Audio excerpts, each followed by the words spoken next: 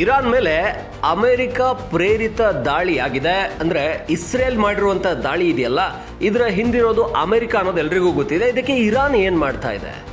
Iran ಈಗ ನೇರವಾಗಿ ಅಮೆರಿಕಾದ ಸೇನಾ ನೆಲೆಗಳ ಮೇಲೆ ಮುಗಿಬಿದ್ದಿದೆ.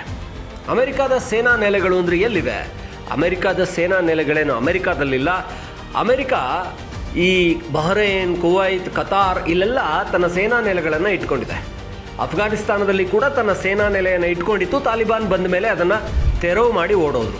ಸದ್ಯ ಸೌತ್ ಏಷ್ಯಾವನ್ನು ತನ್ನ ಕಂಟ್ರೋಲಲ್ಲಿ ಇಟ್ಕೋಬೇಕು, ಅಥವಾ ಈ ಭಾಗದಲ್ಲಿ ಅಂದರೆ ಚೀನಾ ಮೇಲೆ ತಾನು ಯಾವತ್ತೂ ಕೂಡ ಕಂಟ್ರೋಲ್ ಇಟ್ಕೋಬೇಕು, ಭಾರತದ ಮೇಲೆ ಕಂಟ್ರೋಲ್ ಇಟ್ಕೊಳ್ಬೇಕು ಅನ್ನುವಂಥ ಅಮೆರಿಕಾದ ಒಂದು ಆ ಒಂದು ರಣಹೇಡಿ ನೀತಿ ಇದೆಯಲ್ಲ, ಅಮೆರಿಕ ಸದಾ ಅಂದರೆ ಜಗತ್ತನ್ನು ತನ್ನ ಕಂಟ್ರೋಲ್ ಇಟ್ಕೊಳ್ಬೇಕು ಅನ್ನೋ ಹುಚ್ಚಲ್ಲಿ ಸದ್ಯ ಅತ್ಯಂತ ವೇಗವಾಗಿ ಬೆಳೀತಾ ಇರುವಂಥ ಚೀನಾ ಭಾರತವನ್ನು ಕಂಟ್ರೋಲಲ್ಲಿ ಇಟ್ಕೋಬೇಕು ಅಂದರೆ ಅಮೆರಿಕ ಪಾಕಿಸ್ತಾನವನ್ನು ಚೂ ಬಿಡ್ತಾನೆ ಇರಬೇಕು ಭಾರತದ ಮೇಲೆ. ಇನ್ನೊಂದು ಕಡೆ ಇಸ್ರೇಲ್ನಂಥ ರಾಷ್ಟ್ರನ ಇಟ್ಕೊಂಡು ಇರಾನು ಬೇರೆ ಬೇರೆ ಸೌತ್ ಏಷ್ಯಾದಲ್ಲಿರುವಂತಹ ಬೇರೆ ಬೇರೆ ರಾಷ್ಟ್ರಗಳನ್ನು ತನ್ನ ಕಂಟ್ರೋಲಲ್ಲಿ ಇಟ್ಕೋಬೇಕು.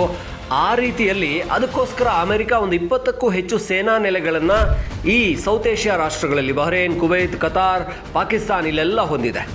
ಇಲ್ಲಿ ತನ್ನ ಸೇನಾ ನೆಲೆಗಳನ್ನು ಇಟ್ಕೊಂಡಿರೋದ್ರಿಂದ ಈಗ ಇರಾನ್ ಏನು ಮಾಡಿದೆ, ತನ್ನ ಸುತ್ತಮುತ್ತ ಇರುವಂತಹ ಅಮೆರಿಕಾದ ಸೇನಾ ನೆಲೆಗಳನ್ನು ಗುರಿಯಾಗಿಸಿ ದಾಳಿ ಮಾಡ್ತಾ ಇದೆ.